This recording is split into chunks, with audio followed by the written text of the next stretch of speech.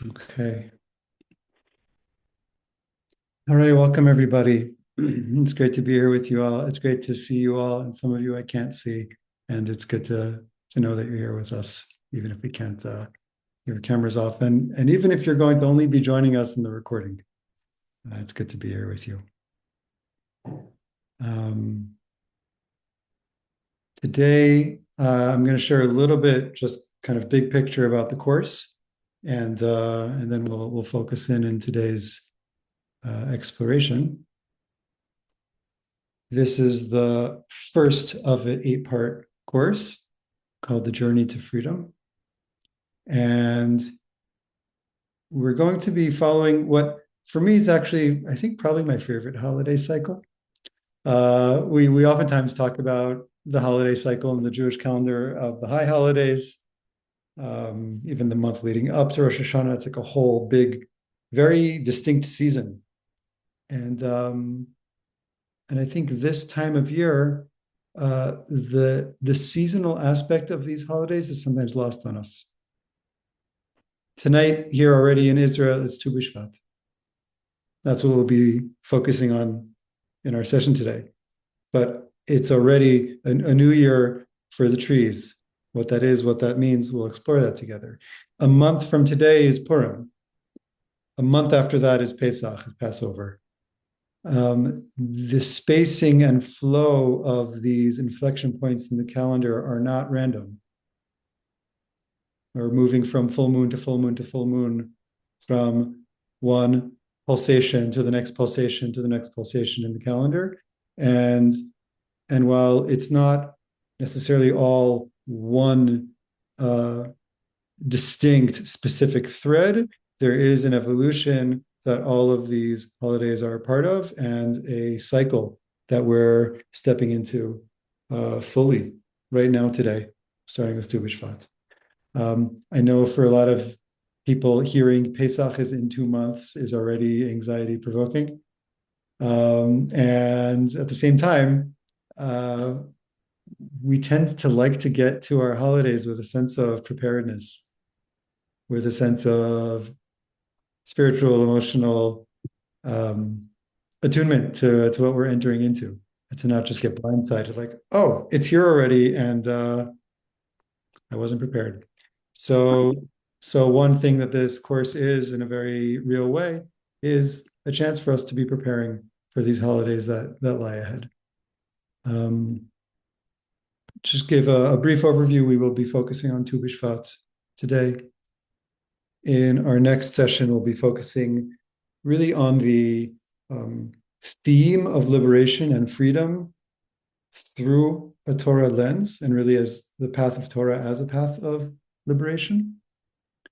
And then after that, we'll have 3 sessions that are leading up to the holiday of Purim, followed by 3 sessions leading up to Passover, to Pesach. And already in those subsequent sessions, they are all going to be building toward, really, Passover is in a sense the culmination of liberation, but all of these holidays have a sense of touching a kind of freedom. And we'll be exploring that throughout this course. And now let's talk about today, about Tu B'Shvat. And for those of you who are new to this platform, or either to learning with me or to apply Jewish spirituality, the structure and the way, the flow of the sessions is going to be more or less, I'll be presenting text and exploration based on that text for the better part of the first hour, and then we'll have space for practice. And after that practice, we'll have space for reflection, questions, sharing, and things like that. And that will also change and shift as we go. But that's generally what we'll be doing today. Like I said, I'm going to ask that we keep our Zooms on mute unless there's something that's like really you're not following, that isn't clear in what I'm saying, where you can either just interject or write in the chat, or if there's a need. And otherwise, we'll have more invitation to sharing toward the end. So I will drop in the chat here a source sheet, which you should have all gotten in your email. This, if for those of you who want to look at the full sources, we're not going to be going line by line, word for word through this, but this is, in a sense, the textual base from which today's exploration is going to be based on, and I'm going to be sharing more excerpts today based on those texts.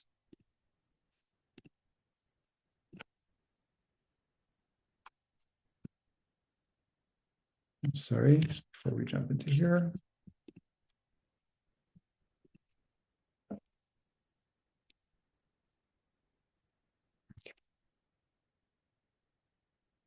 Okay. So Tu B'Shvat. We'll start with the basics. What is this day? I'm going to just do some, I'm not going to assume anything here and just do some very simple translation. The words Tu B'Shvat mean the 15th day of the month of Shvat. We're in the Hebrew month of Shvat right now, on the 15th day in the full moon. And the significance of this day is first mentioned in a Mishnah, early rabbinic text from Tractate Rosh Hashanah. And the Mishnah says there are 4 New Years. We think of New Year's, of Rosh Hashanah, but actually the Mishnah says there are 4 Rosh Hashanah, 4 Rosh Hashanahs. And it goes through a list, and then it gets to, on the 1st of Shvat, Rosh Hashanah La'ilan, it's the New Year for trees, according to the house of Shammai. The house of Hillel says it's on the 15th of the month. And so we follow generally the tradition of the house of Hillel. So today's the New Year of the trees. What's a New Year for trees? Are the trees, wearing hats and blowing whistles and fireworks and things like that? Are they taking New Year's resolutions upon themselves? In a very simple sense, the reason that the Torah needs to establish a New Year for trees, a calendar for trees, is because there are many mitzvot, there are commandments, especially during biblical times, but even today, that are agricultural commandments that have to do with how we relate to fruits and vegetables and different produce. And specifically, we need to know how old a tree is to know at what year are its fruits permissible to be eaten, which fruits that grow at what time of year do we need to give certain offerings, donations from, and things like that. So we need to be able to age the fruits. And so we need to have a new year, the date at which fruits are considered, this is your birthday. This is where we start at 0. So the new year for trees starts today. And the question is why? And again, these traditions are growing out of the climate here in the Middle East, in the land of Israel. And if you look around at the trees right now, they're pretty empty. They might have green on them, but there are not really many fruits in season right now. Some citruses, but apart from that, not much is happening on the tree branches. So the Talmud asks, what's the deal? Why do we choose this date? And ask what's the reason for this. So Rabbi Elazar says in the name of Rabbi Oshia, it's because the majority of the year's rains have fallen. By this point in the season, right? There's basically a dry season and a rainy season here. The majority of the rain has fallen, the majority of this year's rain. So in a sense, the new year is where we've already pooled the majority of the nourishment of the trees and of the fruits that are going to come. And the medieval commentator Rashi goes one step further to explain what this means. He says the majority of the rainy season has already passed, which is the primary rain period. And the sap is rising within the trees. And most fruits begin sprouting from this point. The majority of fruit, it's going to sprout after this time in the calendar year. Just a few things to begin to pay attention to here. Number one, the new year of trees doesn't have to do so much with what's happening on the outside of the trees. It has to do with what's been collected, the majority of rainfall, of the saturation of the earth, and of the potential nourishment that the trees are going to be receiving. And even more so, what Rashi adds here is that there's also sap rising inside of the trees. There's a kind of invisible yet very potent process taking place right now that this day is marking.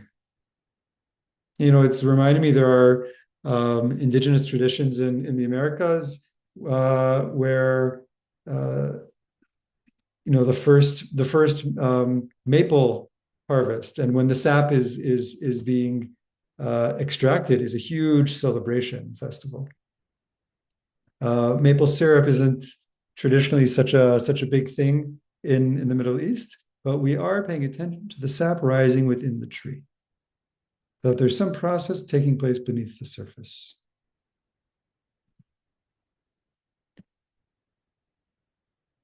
I want to share here a Hasidic teaching from Rabbi Tzvi Elimelech, Spira, known after the name of his book, Bnei Yissaschar. And he points out something really unique about the Mishnah, the text we just read. He says if you look closely, the text actually says it's Rosh Hashanah la'ilan, a new year for the tree. It doesn't say plural for the trees, right? In all the other instances of that Mishnah, it's the new year for kings and the new year for vegetables and the new year for animals and things like that. And here, when you get to trees, to Shvat, it's new year for the tree, la'ilan, for the tree. And he says, if you contemplate this, you will understand the reason that the sage taught tree in the singular. And here he's bringing in something called gematria. For those of you who are not familiar, this is every Hebrew letter in the alphabet has a numerical value. And there's a significance given to the numerical value of the letters and of the words. It's almost like getting into the DNA structure of language.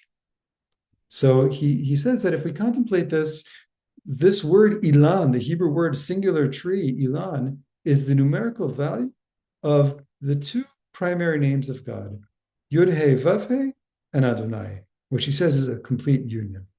I'm just going to illustrate this to you. The four-letter name of God, Yud He Vav and He, its numerical value is 26. And the name that we use to speak of and to God is Adonai. Its numerical value is 65, and those added together is 91. This is a sacred number in the Jewish tradition, particularly the mystical tradition. And that same numerical value is the value of the word ilan, of the tree, of tree. I will say that in a sense, as far as I'm concerned, the rest of our exploration tonight is going to be an extended meditation on this. And the truth is, we've even begun to do so, because these two ways of referencing or relating, orienting to the divine, to the source of life, Havaya or Yud He Vav He, and Adonai. The first being really this essence and source of all being, which is something so subtle and refined and sacred that it can't even be spoken. It's ineffable in its essence. It is being itself.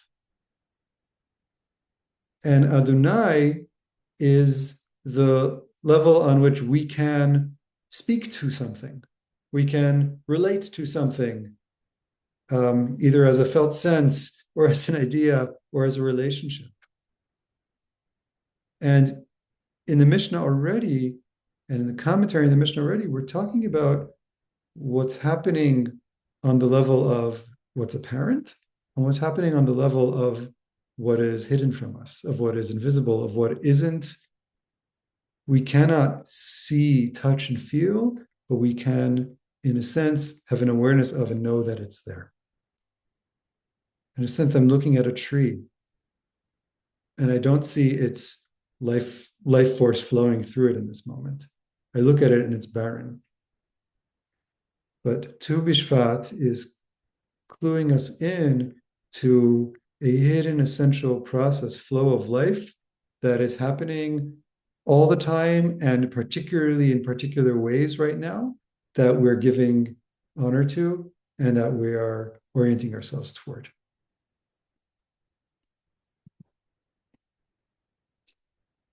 And as we know, trees are not just the source of our food and have significance in our tradition because of offerings and things like that that we were discussing on the New Year. But trees are really in the Torah's narrative and in our spiritual tradition. We are woven together. We human beings and trees are woven together from the very beginning. And especially when the Bnei Yissaschar is pointing out, we're talking about the tree. If we're looking at the Torah and we're thinking of the tree, it's taking us back to the Garden of Eden.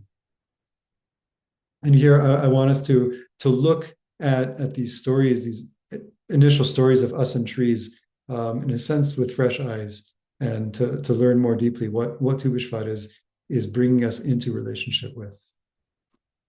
So here's Genesis chapter 2. This is my translation, so it already is interpretive, and make of it what you will.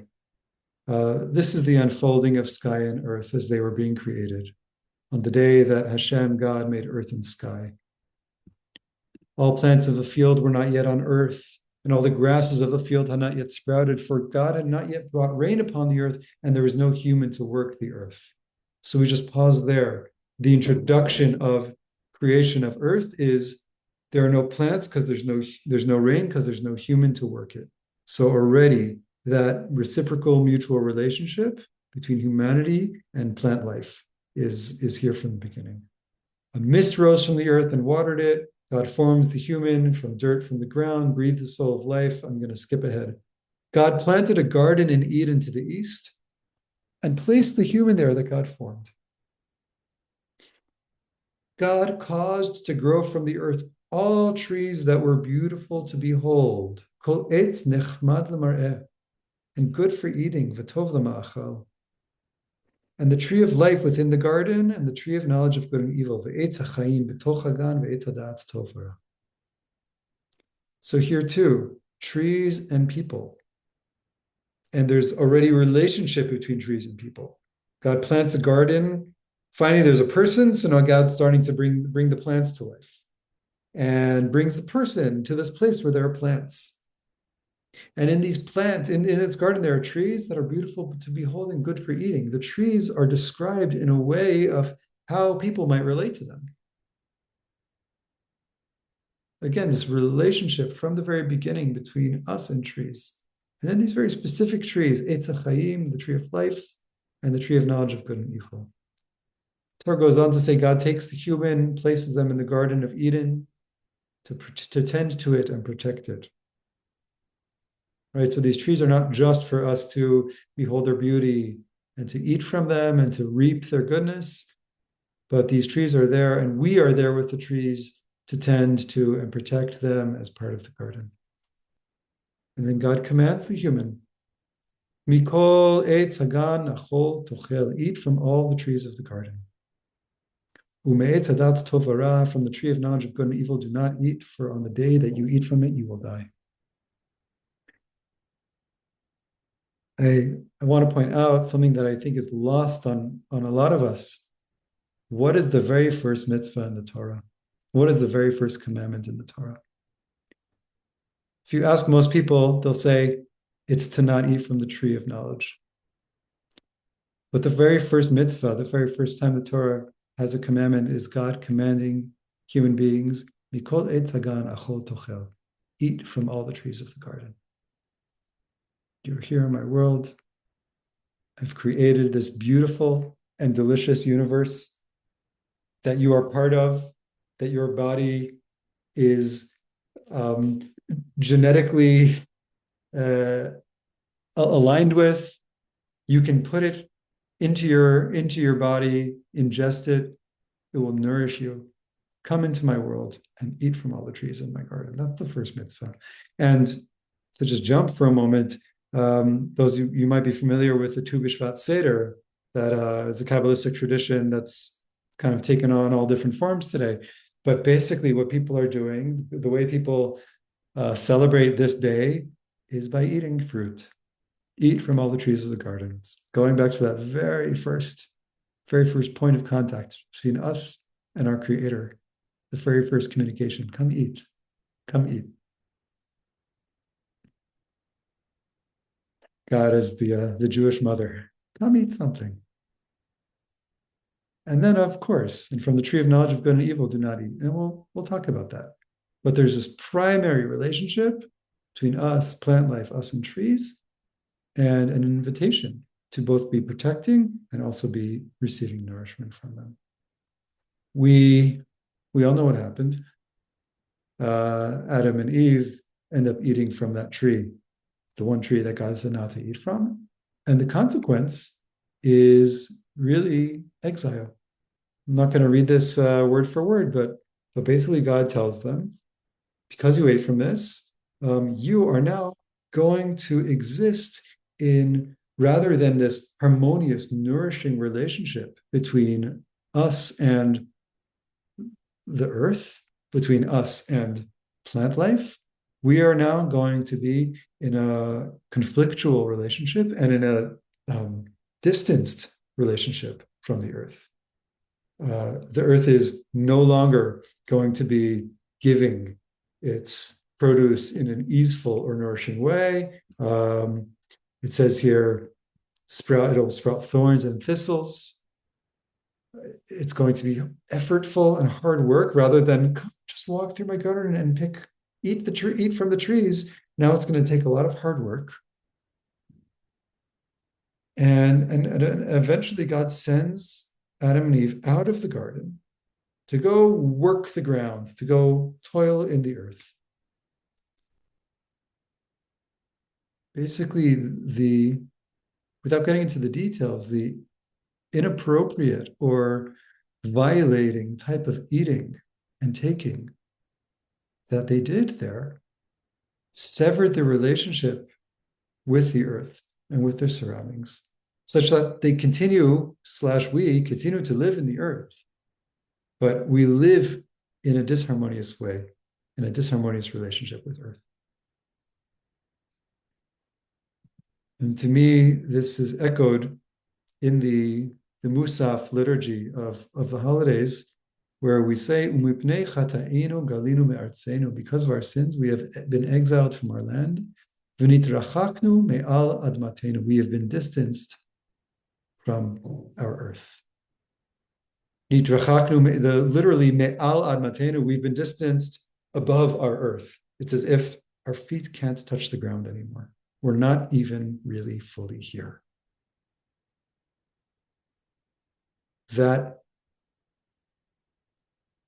violation, chata'enu, our breaking of proper relationship with the earth, causes us to live here estranged from the very ground beneath us, from the very earth that nourishes us, or that is meant to nourish us and that we're meant to be tending to.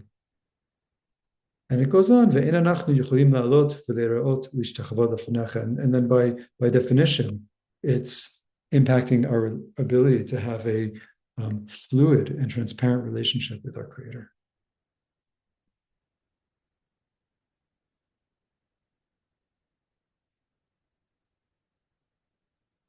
So I want us to come back to the trees for a moment. This is in its fullness, you could see a longer excerpt from the text in the source sheet. It's a somewhat complex teaching, but I'm trying to distill it from Rabbi Tzadok Cohen of Lublin, Hasidic master of the 19th century. He says the following. This is a teaching that he gave on Tu B'Shvat. He says that the Zohar teaches that there's Torah from the realm of the tree of life, and there's Torah from the realm of the tree of knowledge of good and evil. It's also taught, the rabbis have a debate. They want to understand what kind of tree was it that they ate from. And one opinion says it was grapes, and one says it was wheat, and one says it was really all the seven species of Israel, all the different fruits, dates and pomegranates. There's different opinions among the rabbis that it was each one of these. And the Zohar says all of those opinions are true. It was all seven species. And so Reb Tzadok says, this doesn't make any sense. If we're talking about something that a fruit, a tree that was actually eaten from, how could it be that all the opinions are true? It had to be one kind of fruit. It can't be all of them. So from here, Tzadok says, if we look at the verses in Genesis that we read a moment ago, it says that God plants Eitz HaChaim b'toch hagan ve'etz hadat tov hara. God plants the tree of life within the garden and the tree of knowledge of good and evil. Rav Tzadok says this means that the Blessed One created things such that within all of the trees of the garden, there was the root of the tree of life and of the tree of knowledge of good and evil. And if the first humans would have tasted first from the tree of life, they would have sensed the tree of life, they would have tasted the tree of life in all the trees of the garden. However, since they first tasted from the tree of knowledge of good and evil, it caused an admixture of good and evil in everything.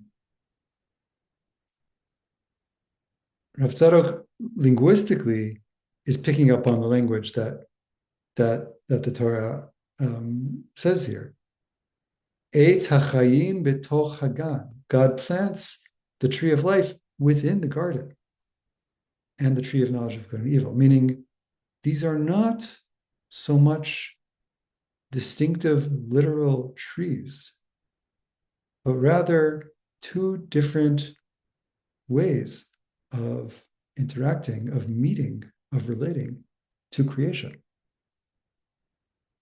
As he said also, there's a Torah of the tree of life and there's a Torah of the tree of knowledge. There's a consciousness of the tree of life. There's a consciousness of the tree of knowledge of good and evil. What that means, what that is, we'll try to unpack a little bit. Maimonides, for example, says that the tree of knowledge of good and evil is basically all about attraction and repulsion. I like it, I don't like it. Whereas the tree of life is an orientation based on true perception of truth, not just based on my own subjective whims and tastes. And even if we look at the very words, life on the one hand, and da'at tovara, this kind of sense of good and bad, one of them, tree of life, is an all-inclusive, all-encompassing kind of reality. It's life. Knowing good and bad is yes to this, no to that. It's a world of dichotomy. It's a world of duality and duplicity. And in the Kabbalistic language, it's a world of irbuvia, of everything is all mixed up. It's a world of distortion. It's not the pure flow of life. And just to thread what we've been talking about till now, if I walk outside today and I look at trees, and if you ask me, is this tree good or bad? Well, it's barren. Maybe there are some leaves on it. Doesn't really seem to be doing anything good for me right now. There's no fruits growing on it. But if you were to ask me, is this tree alive? Is this tree carrying and transmitting the flow of life?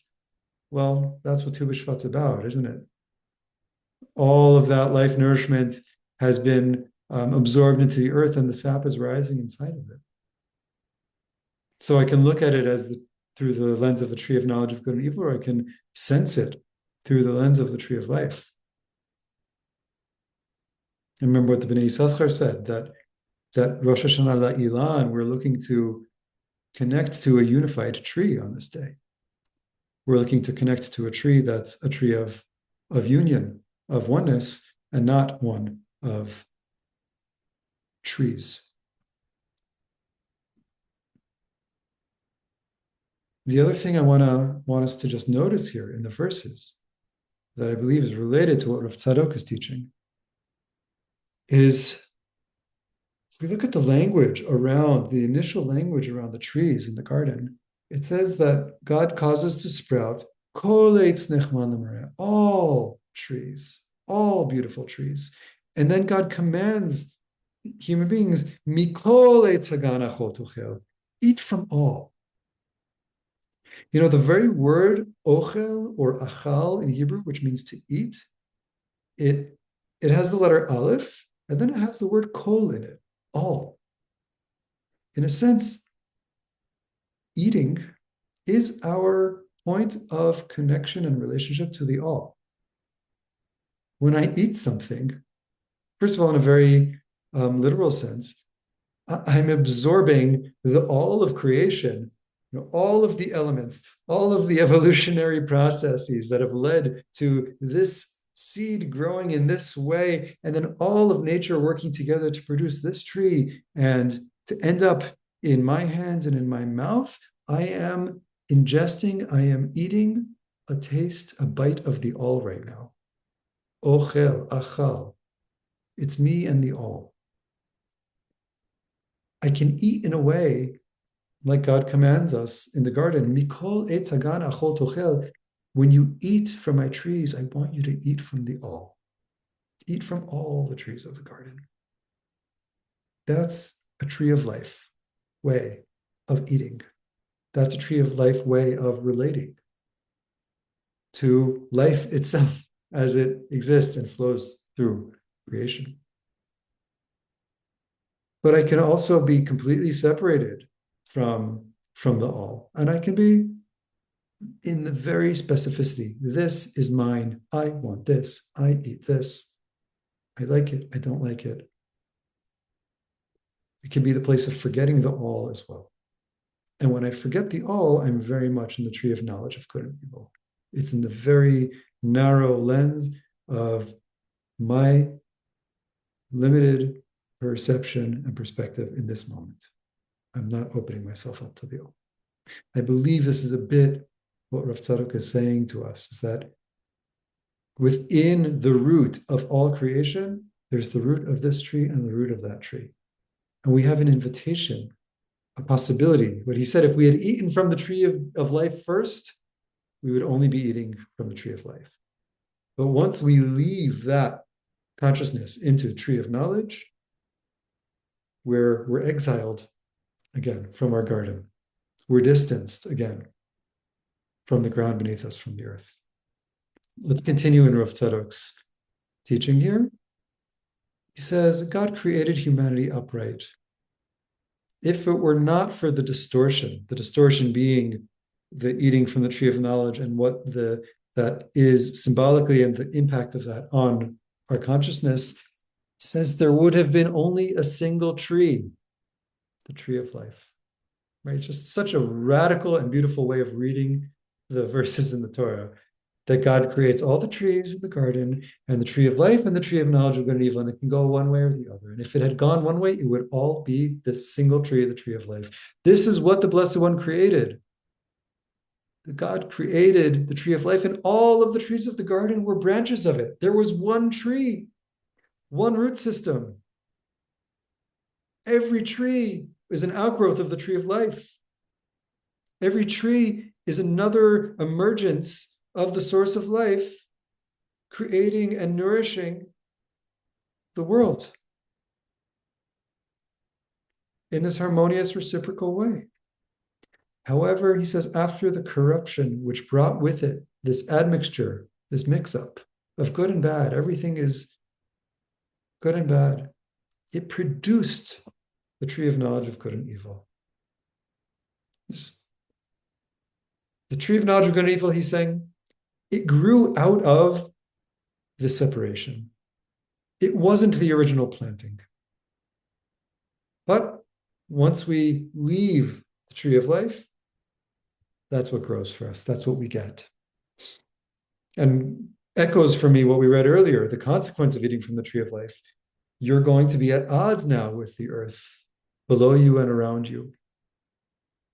It's going to be effort. It's going to be conflictual.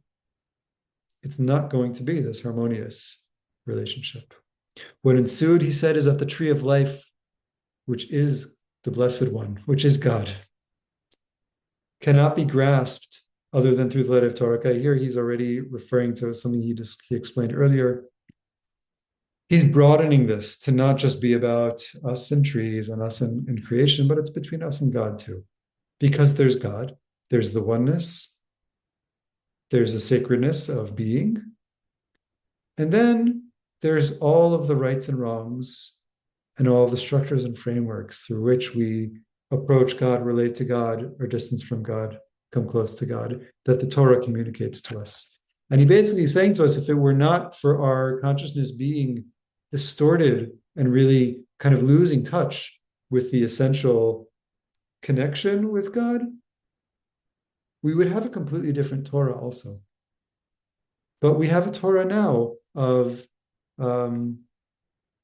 kosher and not kosher, of holy and mundane, of kodesh and chol, of right and wrong. And that's the gate through which we enter into holiness now, because we are not plugged right into the tree of life itself. Leaves a lot to imagine and to wonder about. I'll just kind of give you another piece. He speaks there, and also that at Matan Torah, at Mount Sinai, the first thing that God comes to communicate to us is Anochi, Hashem Elokecha. Hey, this is me. And then after that come all the mitzvot of do this, don't do that, do this, don't do that. Here too, he's saying that first revelation, this is me, Anochi Hashem Elokecha, that's the tree of life. That's the essence of Torah. And then everything else, the do's and the don'ts, that's the tree of knowledge. That becomes the encasing for Torah and the encasing for how we, from our, again, distanced and mixed up, the admixture, the mu'urav, mixed up consciousness, we have to come to know God through this filtering process of good and evil, of tov and ra. So he's presenting both a picture of perhaps what a more essential point of connection was and could be, and he's also holding the complexity here for us, saying, yeah, we are not living in tree of life land, but we have to know that it's there too. And in a sense, he's orienting us toward what stands beyond the knowing of good and evil. Once again, just echoing that very short teaching for the Bnei Yissaschar, it's one tree. And that one tree includes Yud He Vav He. It includes that pure, flowing, eternal beingness of the divine, and Adonai, that one in which we have a relationship of reverence, of closeness and distance, perhaps of obedience, but one in which also we are not simply plugged into the ongoing flow of life energy. Just checking the time, there's one more aspect of these trees that I want to touch on briefly, but that really is another side of it. Since some of you have studied this with me in past classes, so I'm going to touch on it briefly. But there's another piece of the trees in the garden that have to do with produce and process, and really the distinction between those two things, and this tragic thing that the rabbis say happened. If we look at the verses of creation in Genesis 1, it says that God says, let the earth sprout vegetation, seed-bearing grass, fruit trees that bear all species of fruit with their seeds in it throughout the earth. In Hebrew, God says, let there be eitz pri oseh pri, fruit trees that produce fruit. And in the next verse, it says that the earth indeed sprouts vegetation, grasses, and trees that bear fruit. It says that the earth produces eitz oseh pri. God said, let there be an eitz pri, a fruit tree that makes fruit. And then what comes out is a tree that makes fruit. Now, in English, it might not make a difference, right? What's a fruit tree that makes fruit as opposed to a tree that makes fruit? But the rabbis pick up on this discrepancy and say that the meaning of fruit trees, what God initially designed and intended and dreamed for our world, is that the tree itself would be fruit, meaning that the taste of the tree would be identical to the taste of the fruit. But the earth didn't do this, but rather it sprouted trees that bear fruit, not trees that are fruit. And so when the Midrash goes on, when Adam was punished for his misdeed, right? Again, Adam and Eve, they had some kind of miss with their relationship with trees and with the earth. When that happened, the earth was also held accountable for its misdeed. Because if we remember what we saw in the verses, what does God say to Adam and Eve after they ate from the tree? God says, the earth is going to be cursed on your behalf. The earth isn't going to produce fruit and food in this fluid way anymore. Thorns and thistles. So both we are impacted and the earth is impacted. Both we have some mismatch, and in the imagination of the rabbis and in the reading of the verses, the earth itself missed some of the divine command and direction also. That the vision was to be fruit trees producing fruit, a tree that itself is a source of nourishment. An eitz chayim, a tree that's full of life, not a tree that is a hard, barren bark, not to put down wood, right? But that doesn't give direct nourishment, but that at some point in its process will produce something.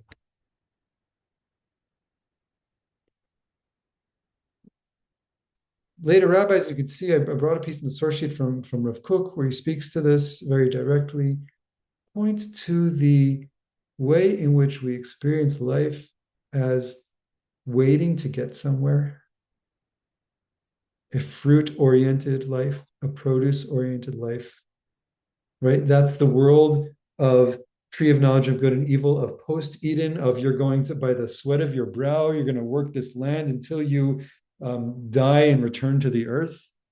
One day, maybe I'll get there, as opposed to a life in which the whole thing is process, and the whole process is filled with life. It's not on hold until we get our fruit, but the tree itself, the whole process of getting there, it all has the taste of fruit in it.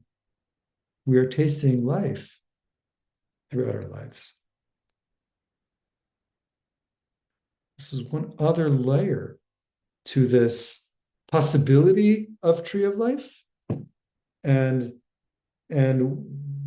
pointing to where we get lost, where we've gotten lost and where we get lost, where we get lost into that world and experience of produce as opposed to process, of not being attuned to that flow of life.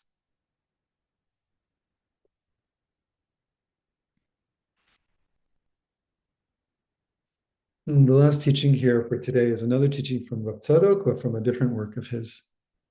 And he's commenting on a line from the rabbis in the Talmud, where they talk about how we learn from the creation of the world. If you're familiar with the creation story in the Torah and also with Jewish time, is that the day starts at night, right?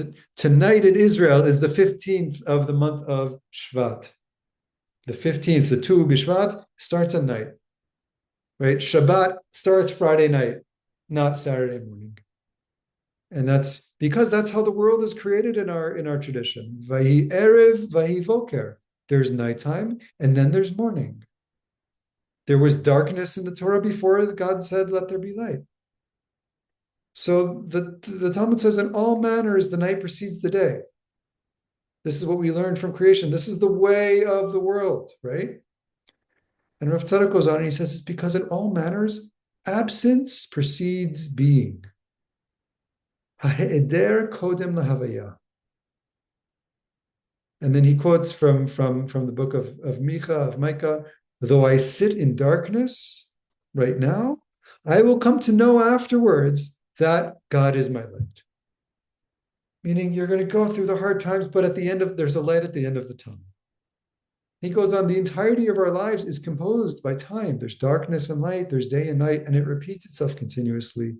And the darkness always comes first, just as the rind comes before the fruit. Here, Rav Tzadok is referencing a very common Kabbalistic concept, which is that there are things called klipot, right? All of our existence of separateness from the essential light of God, that's called a klipa.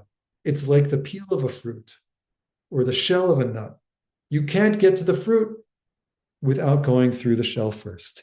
The light, the life, the divine being is here, but we need to penetrate through the klipot, through the rinds to get there. He says, this is the way of the world, isn't it?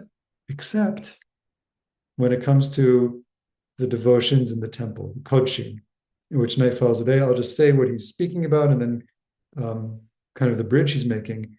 Kodshim, which literally means holy devotions, is relating to temple sacrifices. Right, in the biblical temple, there were all kinds of offerings brought, and the offerings that were brought in the temple were counted by the day they were brought. So if I brought it in that day and it continues burning into the next night, it's an offering of that day, not of the next night.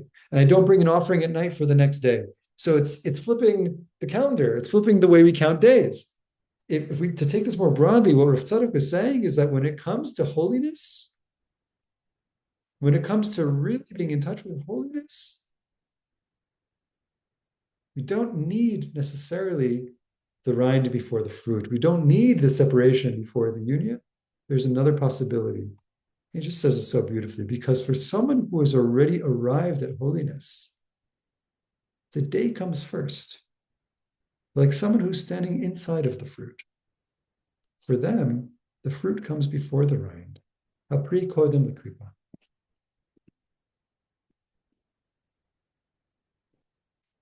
He's talking about, in a sense, to bring together all we've been talking about, the trees. This is not literal, but in my mind, the impression is the tree of life is there inside, and the tree of knowledge is there wrapping around it on the outside. And what we tend to relate to and touch and experience is the tree of knowledge of good and evil. And we work through those layers until sometimes we get a little taste of the nectar inside of the tree of life. Rav Tzadok is saying it's possible to stand on the inside of the tree. If you're standing on the inside of the tree, if you're standing inside of the fruit comes before the rind. The juice of life, the divinity, the connection comes before the klipa, the separateness. We can be standing inside of that place where we're already connected here, where that divine nourishment is in our immediacy. I want to even just take a moment here to just let our senses imagine what that is like to be standing inside of the fruit.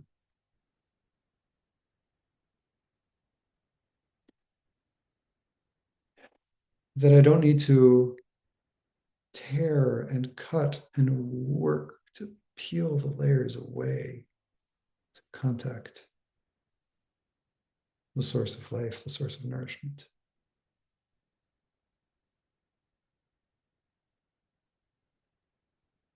I'd be curious for you, and you can write it in the chat, but for me, just imagining what it's like to stand inside of the fruit. My shoulders drop, my breathing calms and slows. feel like there's nowhere I need to get to. My kind of echoing what we were talking about a moment ago of the tree tastes like the fruit already. It's not fighting and waiting to maybe, possibly, with enough effort, someday get there, wherever that is.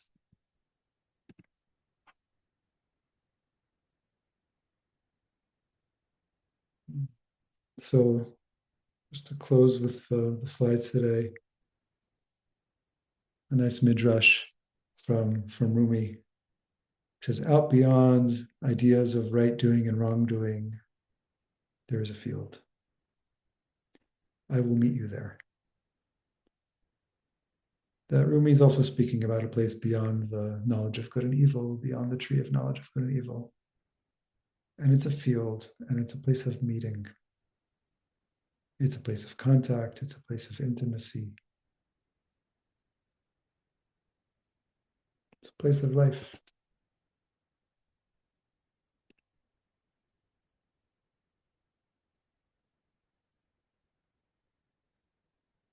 I'm going to take a moment and just look at some of the comments here.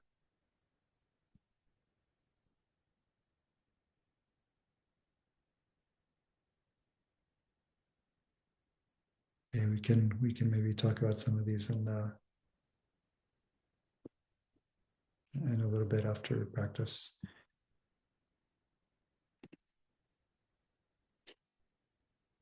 But I'd like to invite us into a little bit of practice together, and then we'll come into sharing. And I'm going to offer a practice just based on kind of some of how some of these teachings connect for me. And anything that I'm offering here is really just invitation. And most important is for you to connect with and work with what's right for you, what makes sense for you. So if there's things I'm saying that don't meet you, either play with them or let them go. But we'll spend probably around the next 10 minutes or so in a brief practice together.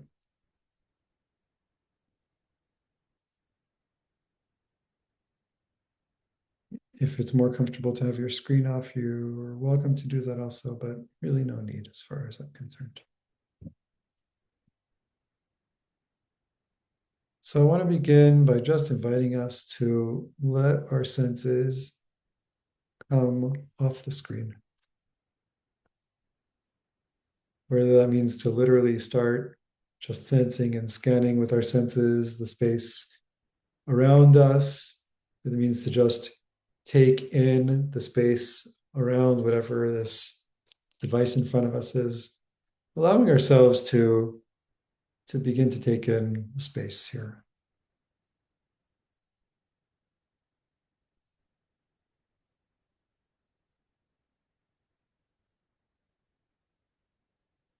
And as we start to take in the space around us, inviting us also to allow our attention to start to take in the space of our own bodies and the space of the inner experience inside of us. If for you that feels right to allow your eyes to close, that's great. If not, to allow them to just be in a kind of soft gaze and really for the attention to be invited inward.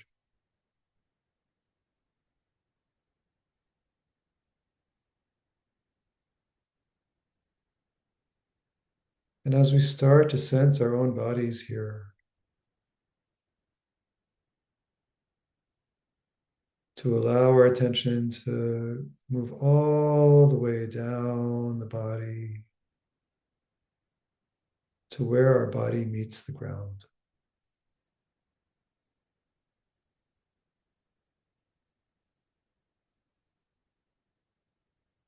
To include in our awareness now the earth, the ground below us.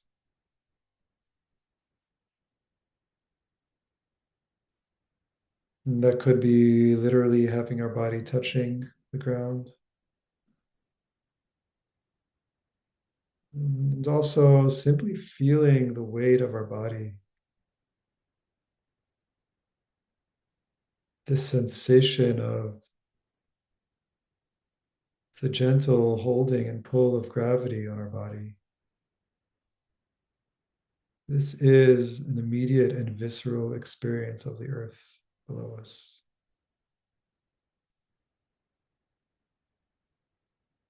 This is our direct line to the earth's center.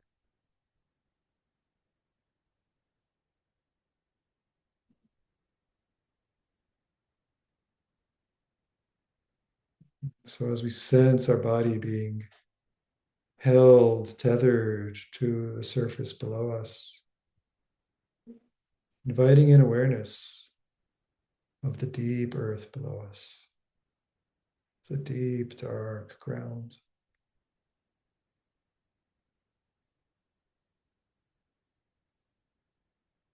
Of the uninterrupted connection between this body and the earth below.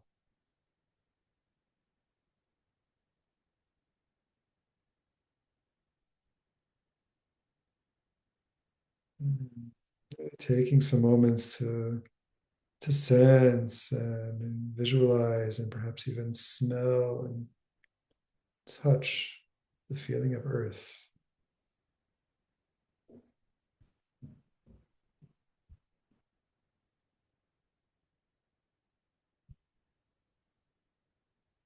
Noticing what it does to our body and to our inner system when we bring awareness and deeply acknowledge earth here holding us.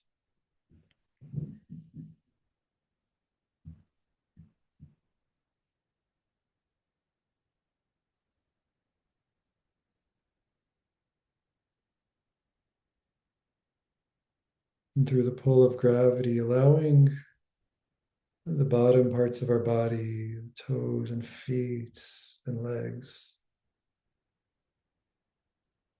connect to that pull of earth like roots planted into the ground.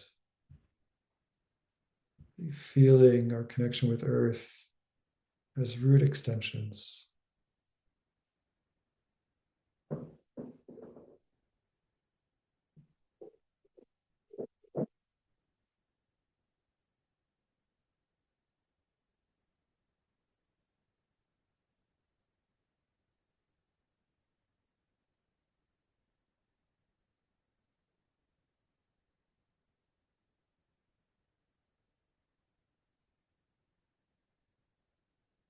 Sensing how the earth is sending us a flow of life, nutrients and nourishment, life energy, a continuous flow from our bodies to the earth, from the earth to our bodies.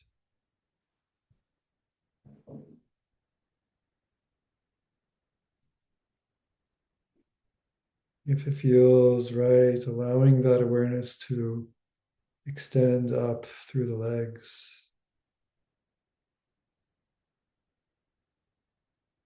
and to include more of the body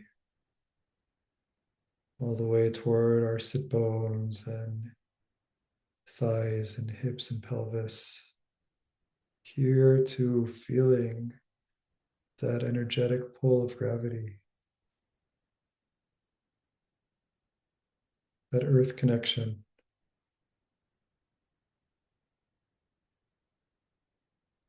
Being held, being given life.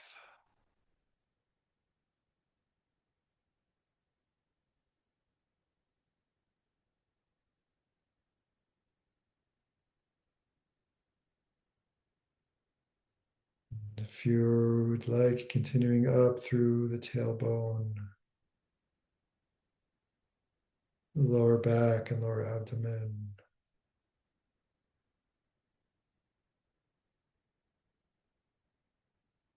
And gently moving upward through the belly and torso, inviting more and more of the body to sense the earth.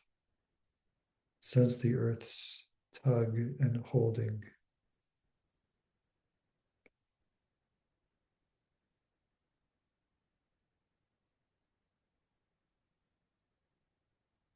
And sensing what it's like for more of me to meet the earth.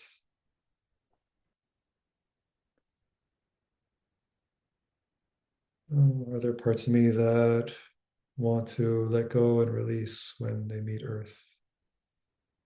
Or are there parts of me that don't? Just noticing contact with earth, spreading throughout the body.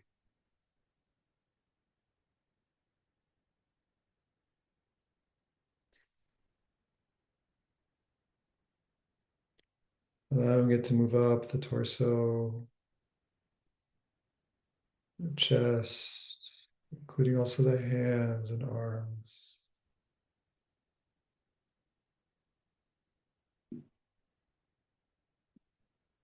And what happens when my shoulders meet earth?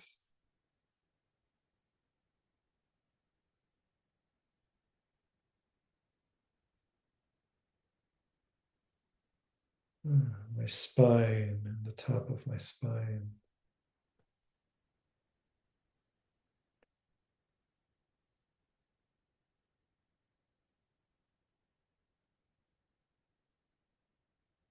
The throat and jaw meeting earth, meeting the pull of gravity.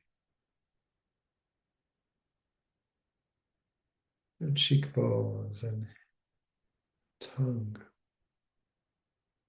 all dropping downward, landing, resting in the earth's cradle.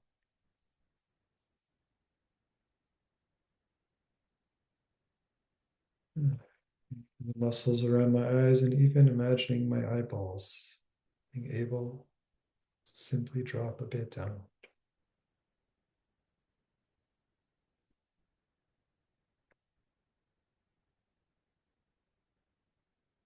Up the skull into the crown of my head.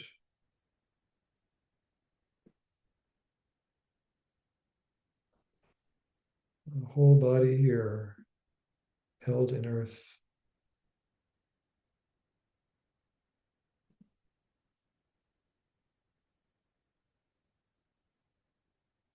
And sensing the flow of life and sensation that's moving through the body. And this circuit, this flow from earth through body to earth to body.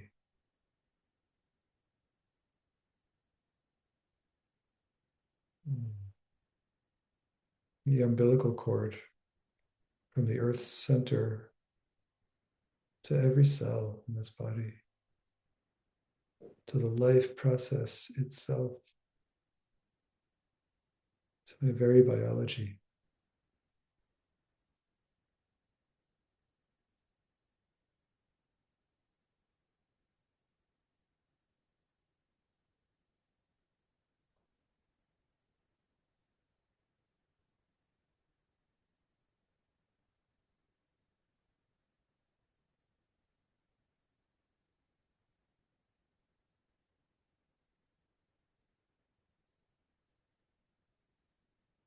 How is it to meet the source and flow of life right here in and through earth?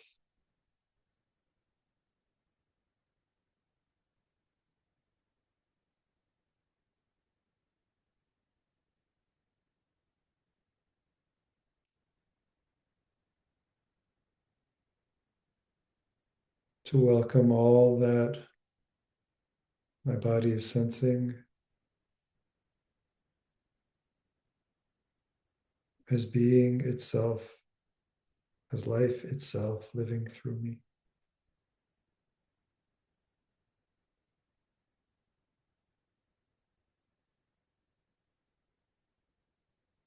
Movement of breath also belongs here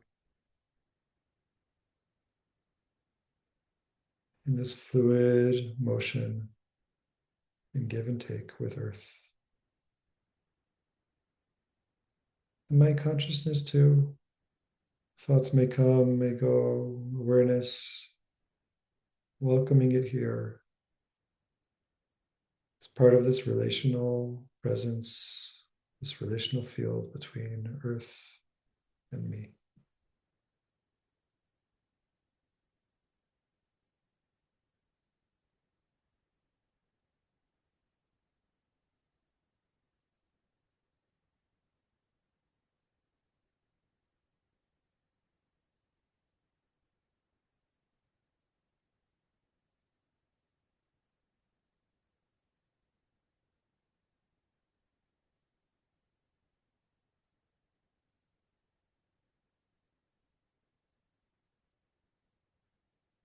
And how is it if I can taste what's right here and there's nowhere else? I need to go and seek it out. And how is it to taste life as it moves in and through me right here?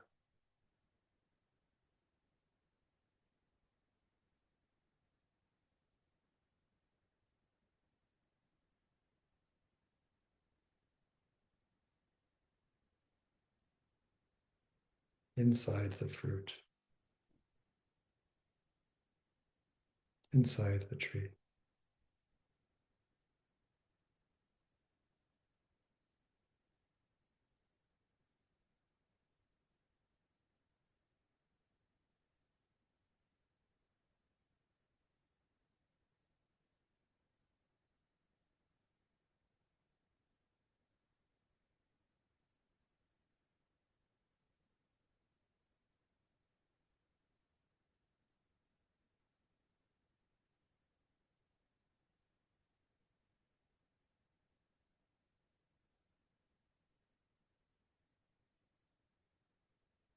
How am I oriented and connected to the all from here?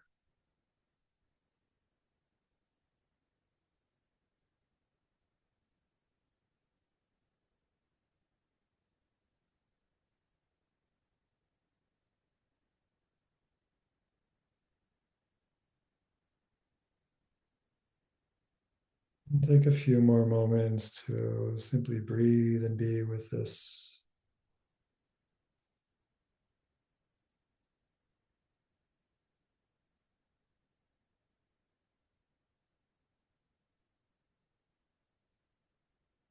And as we begin to invite ourselves back out of this practice, just holding the reminder that everything around us, everyone around us, every tree around us is similarly held,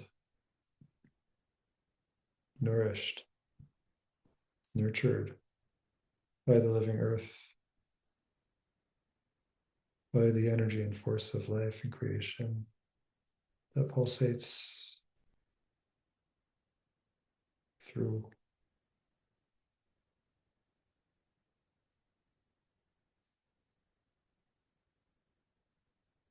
An invitation to, at your own pace, come back to our shared space.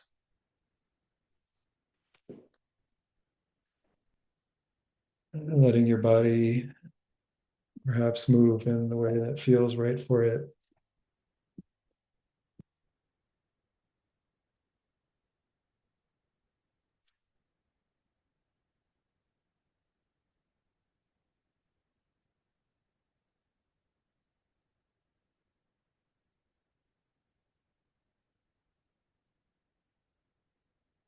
Back here among the other trees.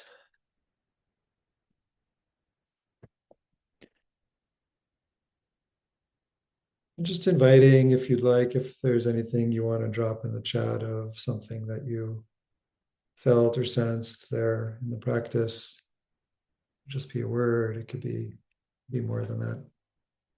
And alongside that, in an invitation, if there's anything that people want to share or bring up in this space, could be related to some of the questions that you put in the chat. If you feel that there are things that questions that left unaddressed that you have, or just anything you want to share from the learning, from the practice, you have space for that now.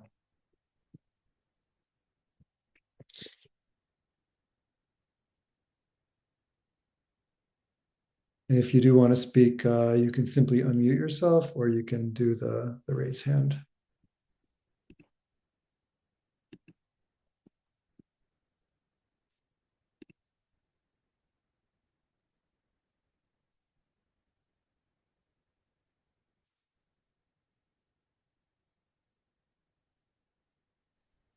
I actually, can I ask a question? Please, yeah. Is there a parallel between like Isaac Luria's idea of like God withdrawing and then the spheres shattering? Is that a parallel to the story of eating the tree and the exile? Yep. Short, That's what I short thought. answer. Short answer, Yeah, that's yes. what I thought. That's what I thought I heard. Yeah. There's Rabbi Daniel mentions like he said before that exile in Egypt, Mitzrayim, is a lack of awareness, like a lack of dot. Mhm. And it sounds a little bit like the two trees. Like in a sense, when you lose that awareness, then you end up with the dichotomy instead, and the exile in a sense. But Mhm. I also understand from that story of the shattering that God withdraws in order to have a relationship with us. I've Mhm. heard that. So it gets Mhm. it's sort of different ideas. Yeah. Yeah, there are layers and layers. Um, there is the layer of we ate from the tree of knowledge, and was there really any other way? There is the layer of come eat all my trees, but not that one. Come on. And that, yeah, there is a different kind of relating that we come to or are forced toward through distance, differentiation, aloneness, finding our way back, as opposed to always living in the closeness of Eden. We all start in the womb and we all leave the womb. We all get severed from the point of origin and live in these kind of multi-layered realities of connection and disconnect, of recovery and relearning and learning new things.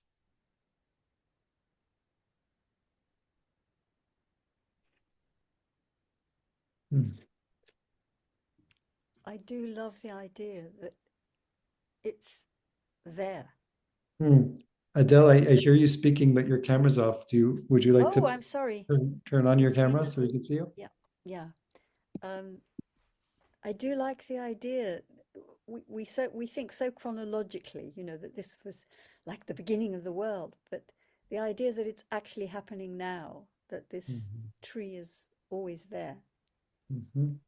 that Mhm. it's this essence is not far. Mhm. Mhm. The way we are, it can feel very far, but Right, there right. was something I wanted to ask, but I can't find the passage. And it was something to do with starting off connecting this with us being upright. And I couldn't quite see the connection. Yeah. It- the way that I think this is what you're referring to, but the way that a lot of rabbinic texts and especially Hasidic texts work is that the authors are speaking in reference and in code. Oh, So rather than just say things, it's not an essay. It's like quote a line from this verse and a line from this verse and a line from this rabbinic passage. And if you understand my whole frame of reference, we're having a conversation without using much of our own words here. Rav Tzadok used, I think this is what you're referring to. He used the phrase Elohim asata Adam yashar ba'aretz. God created humanity upright. Mhm. And that really, it's a verse. I don't know where it's from offhand. Maybe one of you does. Maybe it's Proverbs or sounds like proverby, but it was really a way of him saying we were created in such a way with capacity for connection directly to the tree of life. Mhm. We are created in such a way of yashrut, of what's a better, there must be a better, it's not really upright, but it's more like moral integrity. Oh, that's different, isn't it? Yeah. It's not really about being Homo sapien. Right, right. Um, Right. I was thinking of but Zokef Kufufim, yeah. but I was also thinking for me personally, with various aches and pains, my Yeah. connection to the earth is much better when I'm lying on it than when I'm sitting, Mhm, you know, but mhm. this is not literal, is it? Right. That line is not Ideation. literal. That line is saying we were created in a sense with a connection right there, the non-distorted. We're Mm, created in a way where we have the capacity or maybe the original essence of that precedes distortion. mm.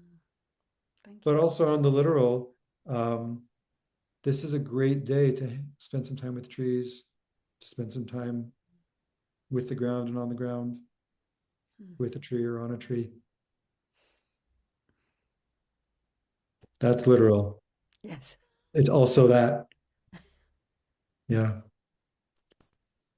Was there more, Adele, or? No, that was it. Thank you. Thank you. Okay, thank you. Yeah, hi, T. Ferret, I see your hand. Hi, hi. Thank you so much for this teaching. I feel very, very full of ideas. Mm. One of them is, it feels like globally right now, um, a number of influential people seem to be gluttons on the tree of knowledge and one side of that tree of knowledge. And we see like these, everything feeling so binary. And I'm at our, to our peril. And I'm wondering if the rabbis talked about periods in history where it seemed we were really moving into more deeply into the tree of knowledge and sort of forgetting about the tree of life. Yeah, I hear the anguish and sorrow beneath your words. Just want to recognize that. And the truth is, we're going to be spending a few sessions focused on the Purim story, which is very much that. And like all of our learnings, and Adele, what you just gave voice to, we learn and speak of things in the the past, in the in the mythic narrative, but as recurring realities. Um, Purim story is very much a time of disorientation and fragmentation, and it's not coincidental that there is a tree that figures very prominently in that story. There will be a lot of trees repeating and recurring in the learning we're going to be doing. But yeah, my sense is that revisiting a lot of these um, points of contact, whether it's the cycles of time, the cycles of the seasons, the holidays, and the narratives and really pathways that they carry are always relevant.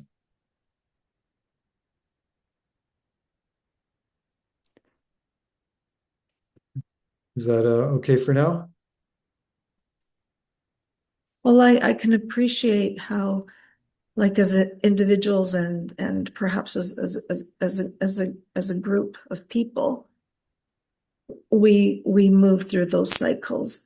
But like I'm going to be watching, I think, for how those cycles are transposed onto the larger global happenings.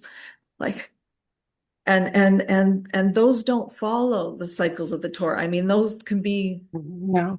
extended periods. Yeah. But so anyway, you've really piqued my curiosity and added to processing what's going on. So yeah, thank you so much. You.